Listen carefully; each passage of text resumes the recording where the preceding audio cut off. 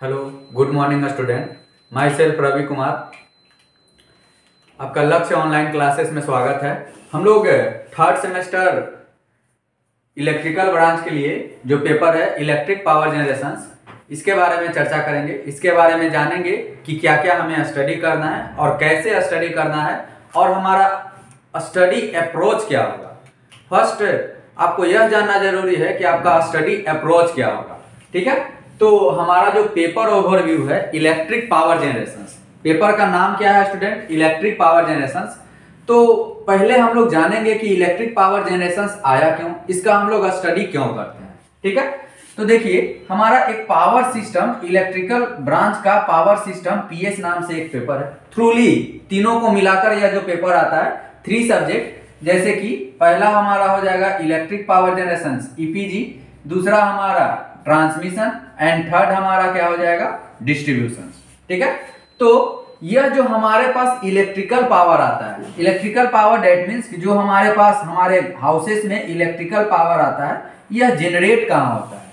ठीक है, किस फॉर्म में जनरेट होता है, कैसे जनरेट होता है और इसका यूटिलाइजेशन तो हम लोग करते हैं, लेकिन यह आता है कहां से और जनरेशन का प्रोसेस क्या है। ठीक है, तो तीनों को मिला दें, जैसे कि electric power generation, transmission and distribution, तीनों को अगर कंबाइन कर दें तो हमारा क्या इंक्लूड होगा, क्या बनेगा? Power system. अब यह पावर सिस्टम को 3 पार्ट में बांटा गया है। पावर सिस्टम को 3 पार्ट में हम लोग डिवाइड कर देते हैं। पहले हमारा क्या होगा ईपीजी, ईपीजी मतलब इलेक्ट्रिक पावर जनरेशन। दूसरा हम लोग ले सकते हैं ट्रांसमिशन लाइन एंड फाइनली हम लोग क्या ले सकते हैं डिस्ट्रीब्यूशन लाइन। फाइनली हम लोग क्या ले सकते हैं डिस्ट्रीब्यूशन, मतलब कि पावर सिस्टम जो नेटवर्क है पावर सिस्टम, उसको 3 पार्ट्स में डिवाइड किया गया है। First we electric power generation, how we generate the electrical power. अब यह जो इलेक्ट्रिकल पावर जनरेशन हमारा फर्स्ट प्रायोरिटी है। सेकंड हम लोग क्या कहते हैं ट्रांसमिशन लाइन एंड थर्ड हमारा क्या होगा डिस्ट्रीब्यूशन लाइन। क्लियर है? अब जो इलेक्ट्रिकल पावर जनरेशन है इसको जनरेट कहां करते हैं, कितने प्रोसेस से जनरेट करते हैं, कैसे जनरेट करते हैं, इसके पीछे क्या क्या कंपोनेंट है जनरेशन का, वो सब के बारे में जानना है इलेक्ट्रिकल पावर जनरेशन। तो कहानी यह है कि इलेक्ट्रिकल पावर जनरेटिंग स्टेशन में हम लोग जो इलेक्ट्रिकल पावर जनरेट करते हैं वो काफी हैवी अमाउंट में करते हैं, बल्क अमाउंट में। बल्क अमाउंट बोलिए या हैवी अमाउंट। अब यह जो बल्क अमाउंट ऑफ पावर है हमें देना किसके पास रहता है? कंज्यूमर। कंज्यूमर कहने का मतलब यह जो कंज्यूमर है, कंज्यूमर कहने का मतलब हमारा क्या हो जाएगा इलेक्ट्रिकल लोड। ठीक है, तो अब इस इलेक्ट्रिकल पावर को जनरेट कर कहां जनरेट किया जाता है स्टूडेंट? जनरेटिंग स्टेशन या पावर प्लांट, ठीक है, या इलेक्ट्रिक जनरेटिंग स्टेशन। तो यहां जनरेट कर हमें किसके पास लाना है? कंज्यूमर के पास लाना है। तो इसको जनरेट कर फिर क्या करते हैं ट्रांसमिशन लाइन, जो कि बड़ा बड़ा टावर देखते हुए, बड़ा बड़ा टावर के द्वारा हम लोग इलेक्ट्रिक पावर को जनरेट कर क्या करते हैं ट्रांसमिट करते हैं एंड देन फाइनली उसको क्या करते हैं डिस्ट्रीब्यूट करते हैं। ठीक है, तो जो हम लोग इलेक्ट्रिकल पावर जनरेशन है इसको इसमें यहां पर क्या किया जाता है इलेक्ट्रिक पावर को जनरेट करते हैं with the help of various process. बहुत सारा प्रोसेस है, वो प्रोसेस के बारे में हम लोग देखेंगे कि क्या क्या प्रोसेस है और कौन प्रोसेस को हम बहुत अच्छी तरह से एडॉप्ट करते हैं, किसका क्या मेरिट है और किसका क्या डिमेरिट है। ठीक है, तो जो हमारा स्टार्टिंग है थर्ड सेम आपका जो कोर ब्रांच इलेक्ट्रिकल है, इलेक्ट्रिकल का जो कोर पेपर है वो आपका इलेक्ट्रिक पावर जनरेशन में काउंट होता है। और स्टार्टिंग में थर्ड में यह इसलिए दिया गया है कि आगे हमें और जो पावर सिस्टम नेटवर्क का जो अदर 2 पार्ट है इसके बारे में स्टडी करने से पहले हम लोगों को यह जानना है कि how we generate the electrical power with the help of various energy sources, with the help of various energy sources and उसका कंस्ट्रक्शन कंपोनेंट क्या क्या यूज करते हैं। क्लियर है? तो हमारा जो है पावर सिस्टम में इलेक्ट्रिक पावर जनरेशन में हम लोग इलेक्ट्रिकल पावर को जनरेट कर कहां पहुंचाना है? कंज्यूमर तक पहुंचाना है। और कंज्यूमर तक किस वे में पहुंचाना है? सक्सेसफुली। सक्सेसफुली कहने का मतलब होता है कंटिन्यूटी डिस्टर्ब्ड नहीं होना चाहिए। कंटिन्यूटी दैट मींस कि अगर हमारे पास एक दिन का 24 आवर है तो वह 24 आवर में 20, 18 या 19 आवर इलेक्ट्रिसिटी हमें मिले। ऐसा नहीं कि 24 आवर इसमें 2 घंटा इलेक्ट्रिसिटी मिले, बाकी 22 का 22 घंटा इलेक्ट्रिसिटी काटा रहा है, तो यह बेटर कंटिन्यूटी नहीं होगा। कंटिन्यूटी मतलब कि 24 आवर में जितना ज्यादा हमें इलेक्ट्रिसिटी मिलेगा उतना सप्लाई का कंटिन्यूटी बेटर होगा। क्लियर है? तो हमें फर्स्ट देखना है, पहले जानना है कि इलेक्ट्रिक पावर जनरेशन होता क्या है, ठीक है, और इसमें पढ़ना क्या क्या है। तो अकॉर्डिंग टू द एसवीटी जो हमारा सिलेबस डिजाइन किया गया है, उस सिलेबस के अनुसार हमें इलेक्ट्रिक पावर जनरेशन को 2 पार्ट में बांट देते हैं। एक हमारा कन्वेंशनल एनर्जी सोर्सेस होता है और एक हमारा नॉन कन्वेंशनल एनर्जी सोर्सेस होता है, जिसके के बारे में हम लोग जानते हैं परंपरागत, गैर परंपरागत जो एनर्जी सोर्सेस है, कन्वेंशनल, नॉन कन्वेंशनल। तो इसको 2 पार्ट में बांट दिया गया है और सिलेबस को इस तरह से डिजाइन किया गया है, ठीक है। यूनिट फर्स्ट में आपका क्या पढ़ना है? थर्मल पावर प्लांट, ठीक है। थर्मल पावर प्लांट में हमारा क्या क्या आता है? कोल, गैस, डीजल एंड न्यूक्लियर। अब यह जो दिया, यहां पर नेमिंग क्या दिया गया है? थर्मल पावर प्लांट, लेकिन उसके साथ में क्या दे दिया गया? Coal, gas, diesel and nuclear based thermal power plant. That means कि हम इलेक्ट्रिसिटी को प्रोड्यूस करेंगे थर्मल प्रोसेस के आधार पर, लेकिन उसमें जो एनर्जी फ्यूल्स होगा, जो हम एनर्जी का यूज करेंगे, वह एनर्जी सोर्सेस हमारा क्या हो जाएगा? फर्स्ट अगर कोल रहेगा, इसको coal thermal power plant, gas, diesel and nuclear, मतलब कि ये चारों प्रोसेस के द्वारा हम लोग इसके थर्मल एनर्जी का यूटिलाइज कर इलेक्ट्रिसिटी को प्रोड्यूस करेंगे।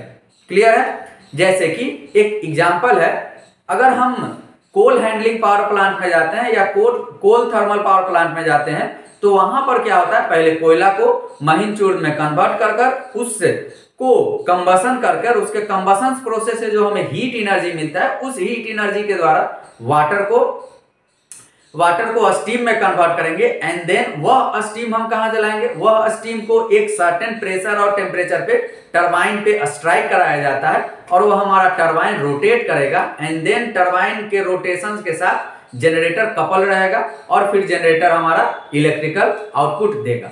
जैसे कि यह जो फिगर बना हुआ है, यह फिगर में यहां पर अगर हम इनपुट दे रहे हैं, यहां आउटपुट है, तो यहां अगर हम लिख सकते हैं एनर्जी obtained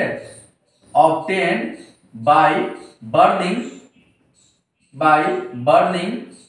of coal, या कह सकते हैं कोल कंबसन। थोड़ा सा टेक्निकली साउंड रहता है कोल कंबसन, बर्निंग ऑफ कोल थोड़ा टेक्निकली अनसाउंडेड है, तो बर्निंग ऑफ कोल भी बोल सकते हैं या कंबसन ऑफ कोल। तो यहां पर कोयला को जलाएंगे, पहले कोयला को जलाया गया, फिर कोयला को जलाते हैं, कहां जलाते हैं, क्यों जलाते हैं, इसका पूरा का पूरा ब्रीफ डीलिंग हम लोग थर्मल पावर प्लांट के कोल हैंडलिंग सेक्शंस में देखेंगे कि कोयला कहां जलाते हैं, वह कोयला को जलाकर हम वाटर को स्टीम में कैसे रेज करते हैं, स्टीम का एक टेम्परेचर और प्रेशर कैसे ऑब्टेन करते हैं, और वह टेम्परेचर और प्रेशर के द्वारा हम लोग कैसे टरबाइन को चलाते हैं। ठीक है, तो यह कोल जलाने के पीछे का मुख्य रीजन क्या है? कोल को जलाकर वाटर को क्या किया जाएगा? वाटर को हम लोग किस में बदलेंगे? स्टीम में। ठीक है, और उस स्टीम को हम लोग क्या करेंगे? टरबाइन पे स्ट्राइक करेंगे। तो यहां जो input energy obtained by the burning of coal and water is converted into steam, और वह स्टीम को कहां भेजा जाएगा? टरबाइन पे। अब आता है कि यह टरबाइन हमारे लिए नया टर्म है, टरबाइन हमारे लिए नया टर्म है। तो बचपन में हम लोग जब स्कूल जाते थे, तो स्कूल से लौटते समय या जाते समय घिरनी नचाते थे। घिरनी, आम का पत्ता को दो पार्ट में काट देते थे और उसके बीच में कोई सीक या कोई मटेरियल लगाकर घिरनी को नचाते थे हवा के अपोजिट डायरेक्शंस में, या घिरनी को ऐसे लेकर और दौड़ते थे, तो हवा के प्रेशर से वो घिरनी क्या होता था? नचने लगता था। क्लियर है? वही घिरनी का एडवांस रूप या टेक्निकल रूप हमारा क्या होगा? टरबाइन होगा। सिंपली एकदम आम बोलचाल की भाषा में दैट घिरनी are known as turbine. Clear है? लेकिन चूंकि यह एक टेक्निकल वर्ड है, इसलिए इसको हम लोग घिरनी नहीं बोलते हैं, इसलिए इसको क्या बोलते हैं? टरबाइन। जैसे कि यहां सिमिलरली वे में देखिए, यहां पर है, यह पेन है, पेन को में इसमें कर इस तरह से हम लोग रोटेट करवाते हैं। अब यह रोटेट कैसे करेगा? या तो हवा के प्रेशर से या स्टीम के प्रेशर से। अब जैसे ही यह रोटेट करेगा, इससे एक शाफ्ट कपर रहता है, यह शाफ्ट कपर रहेगा, यह शाफ्ट घूमने लगेगा। अब यह घूमने लगेगा तो यहां पर कौन रहेंगे? यहां पर जनरेटर, या अल्टरनेटर, दोनों सेम है, एसी जनरेटर या अल्टरनेटर।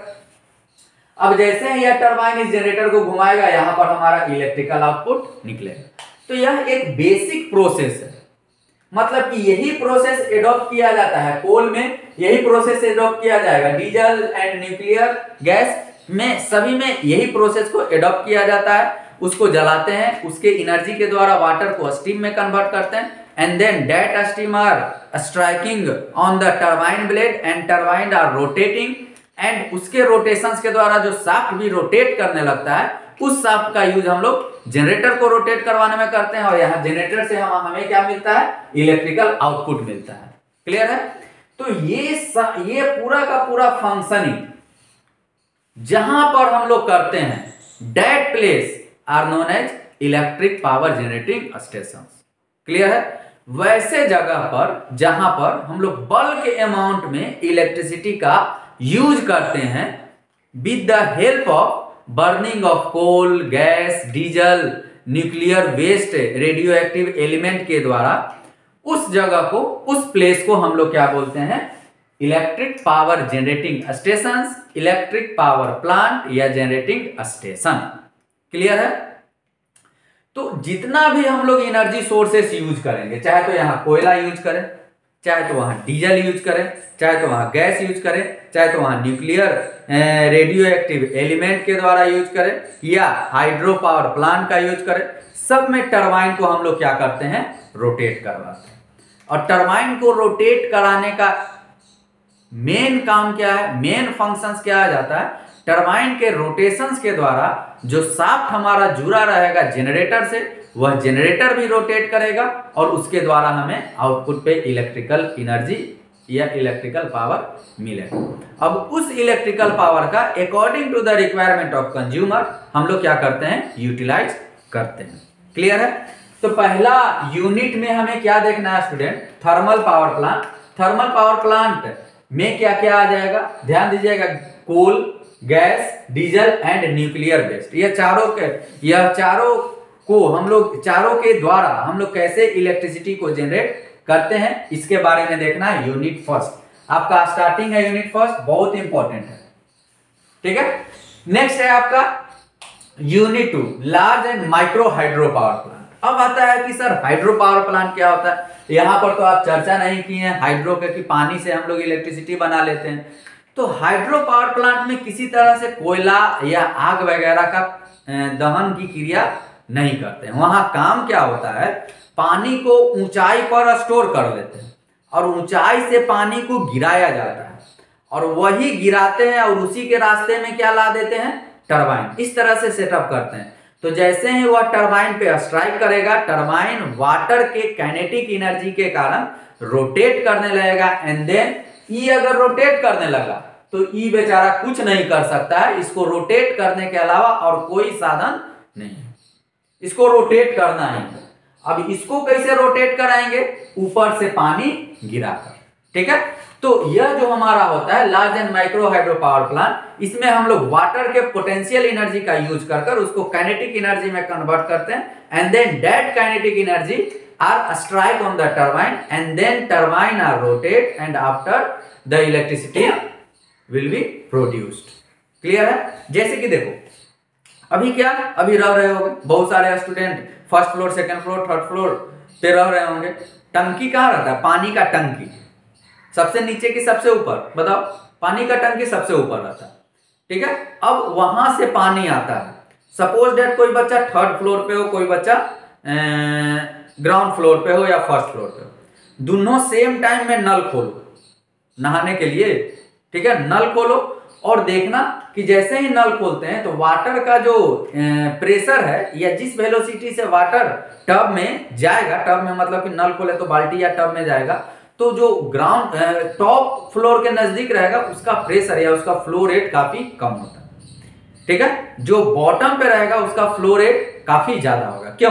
क्योंकि हाइट जहां पर हमारा सोर्स है, सोर्स मतलब टंकी, टंकी में पानी है, पानी से जिसका हाइट ज्यादा होगा उतना ज्यादा उसमें प्रेशर होगा, क्योंकि पोटेंशियल एनर्जी उसके पास उतना ज्यादा होगा।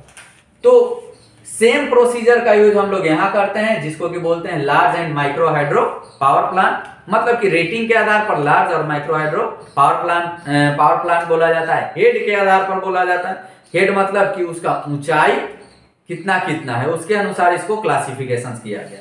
तो इसमें जब आएंगे तो बताया जाएगा कि आपका हेड क्या होता है, हेड क्या होता है। ठीक है, हेड मतलब कह सकते हो कि बिल्डिंग का हाइट, एक आम बोलचाल की भाषा में बोल सकते हो बिल्डिंग के हाइट को हेड बोलेंगे। अगर किसी सेकेंड फ्लोर का बिल्डिंग है उसका हेड ग्राउंड से सेकेंड फ्लोर तक काउंट करेंगे। अगर किसी का 5th फ्लोर का बिल्डिंग है तो उसका हेड ग्राउंड से 5th फ्लोर काउंट करेंगे। ठीक है, तो अकॉर्डिंग टू द हेड हम लोग हाइड्रो इलेक्ट्रिक पावर प्लांट को क्लासिफाइड करते हैं अंडर डिफरेंट डिफरेंट कैटेगरी में। डेट कैटेगरी उसके बारे में हम लोग ब्रीफ स्टडी करेंगे यूनिट सेकेंड में, जिसमें कि पढ़ना है large and micro hydro power plant. Clear है। अब आता है यूनिट थर्ड में solar and biomass based power plant.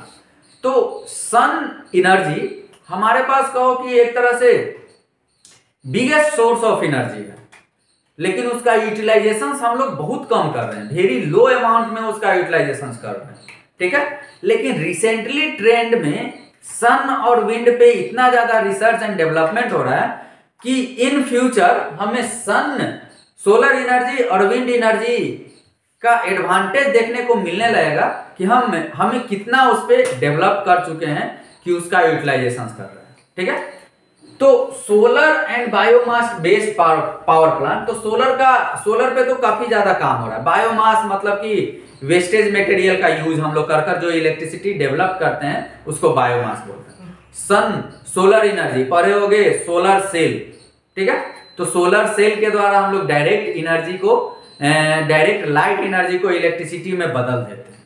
ठीक है, लेकिन उस पर हम लोग डिपेंड नहीं रह सकते हैं। यही पॉइंट सबसे बड़ा मैटर है कि कंप्लीटली डिपेंड हम लोग सोलर सेल पे नहीं रह सकते, क्योंकि सन का इंटेंसिटी या सन के लाइट में जो तीक्ष्ण होता है, तीक्ष्ण मतलब कितना गर्मी लाता है, वह हमेशा कांस्टेंट नहीं, एक समान नहीं रहता है। It can be very.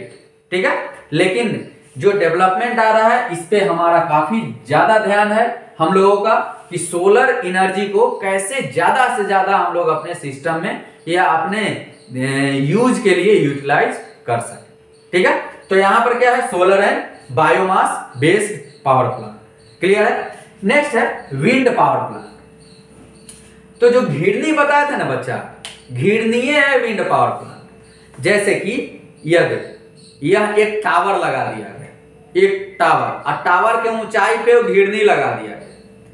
तो अब ये घिरनी को कौन घुमाएगा, हवा, एयर ये घिरनी के ब्लेड पे जैसे ही स्ट्राइक करेगा ये घिरनी क्या है, घूमने लगेगा। और ऊपर ही यहाँ पर कपल रहता है, जनरेटर टरबाइन कॉम्बिनेशन रहता है, और वहां से इलेक्ट्रिसिटी प्रोड्यूस्ड हुआ। अब कहेगा सर इलेक्ट्रिसिटी प्रोड्यूस करने के लिए ऊपर जाना पड़ेगा, नहीं है बाबू।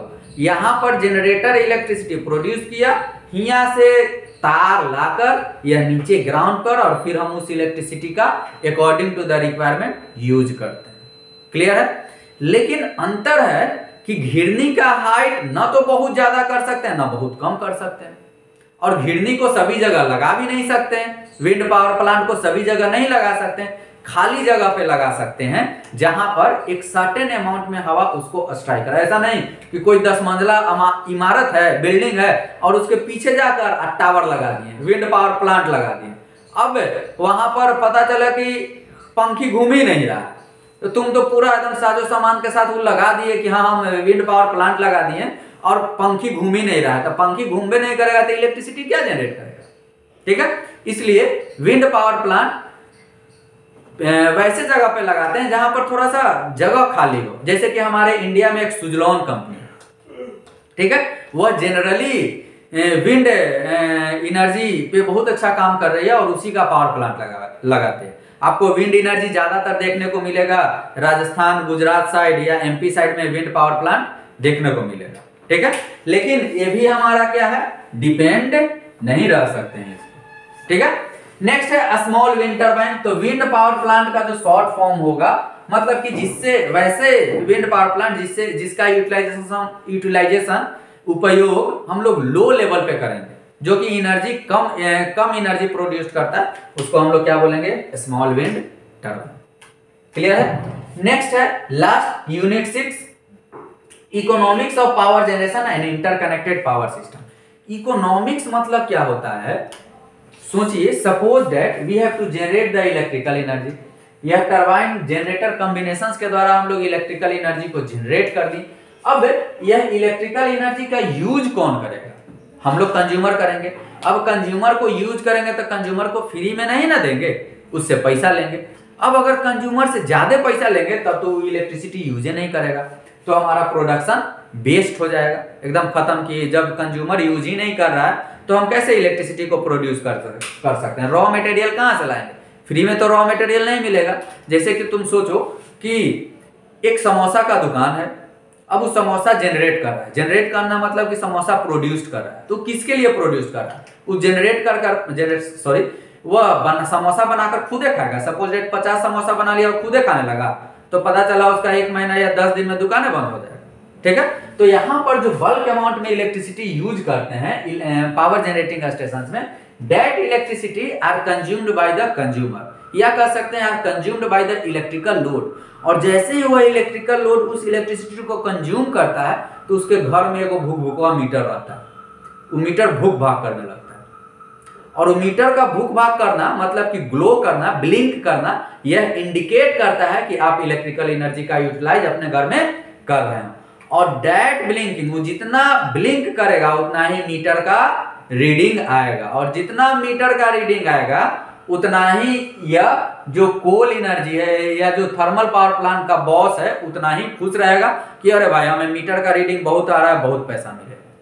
ठीक है, तो मेन वर्क वही रहता है कि यह एक तरह से सोचो कि एक बिजनेस है। बिजनेस में क्या है, हम इलेक्ट्रिसिटी को प्रोड्यूस कर कंज्यूमर को दे रहे हैं और कंज्यूमर उसके बदले हमें पैसा दे रहा है। हम समोसा बनाकर वो कंज्यूमर को दे रहे हैं और कंज्यूमर खा रहा है और वो खाकर हमें पैसा दे रहा है। अब देखो, सोचो कि समोसा बनाकर दे दिया कंज्यूमर को और कंज्यूमर को वो समोसा अच्छा नहीं लगा, तो कंज्यूमर पैसा देने में आनाकानी करेगा ना, करेगा। इसलिए जो इलेक्ट्रिसिटी हम लोग दे रहे हैं वह गुड क्वालिटी का होना चाहिए, कंटिन्यूटी मेंटेन होना चाहिए। ठीक है, तब जाकर कंज्यूमर खुश, तो कंज्यूमर खुश हो जाएगा, मतलब अच्छा से वो इलेक्ट्रिकल लोड चला रहा है तो वो अच्छा से पैसा भी दे। ठीक है, पैसा देने में आनाकानी नहीं करेगा। एक बेसिक एग्जांपल देते हैं बाबू। अगर एक बेसिक एग्जांपल है, सोचो अगर हमारे घर में इलेक्ट्रिसिटी आ रहा है, सपोज दैट हमारा एक विलेज है, हमारा क्या सबका एक विलेज है। ठीक है, सपोज दैट एक विलेज है, विलेज में एक गांव है, बहुत अच्छा सुंदर सा गांव है। इस गांव में बहुत सारे होम, सुंदर सुंदर होम, सब में वायरिंग वगैरह बहुत अच्छा किया गया।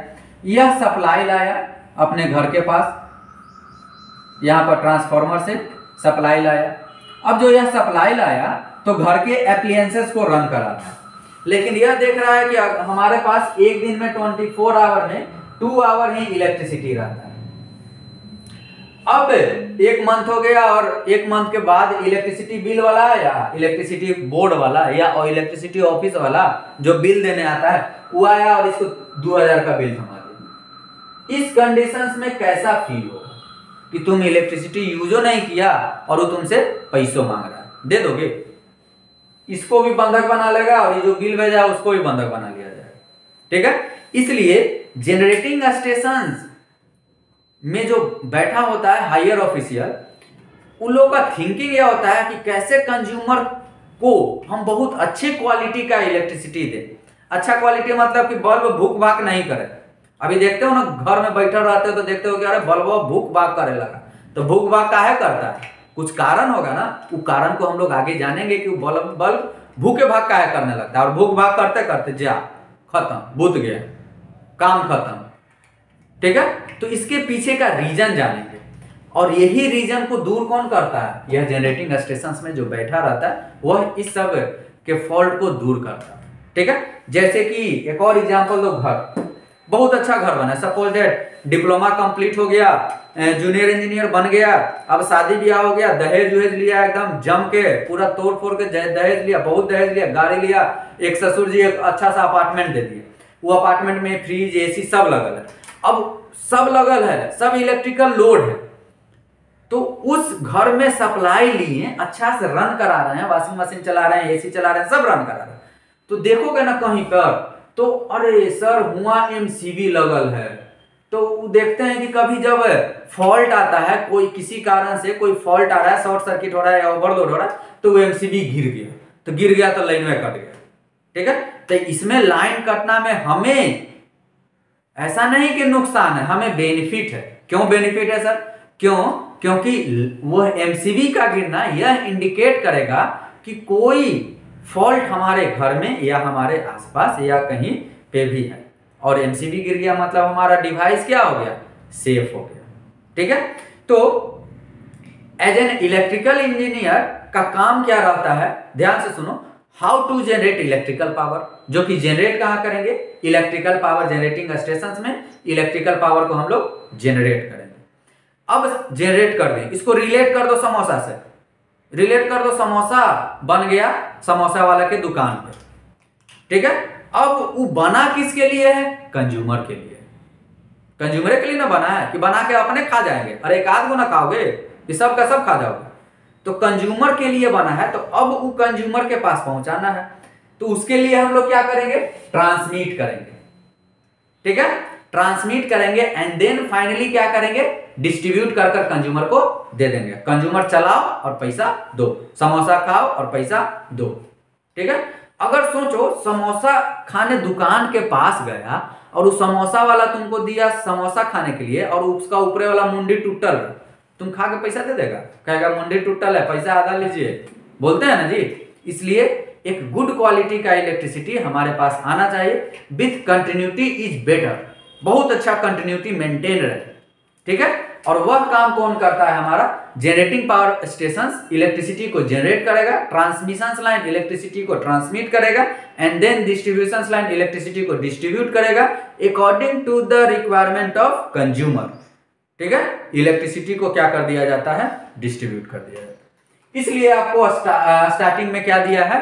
इलेक्ट्रिक पावर जनरेशन, मतलब कि पहले हमें जानना क्या है कि how electrical power can be generate with the help of different process.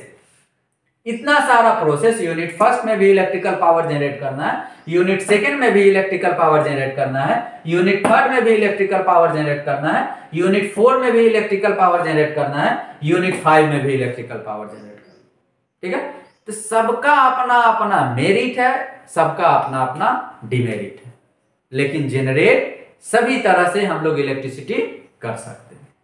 Clear है? ओके, तो यह फर्स्ट लेक्चर था, मिलते हैं अगले लेक्चर्स में, तब तक के लिए थैंक यू, वेलकम।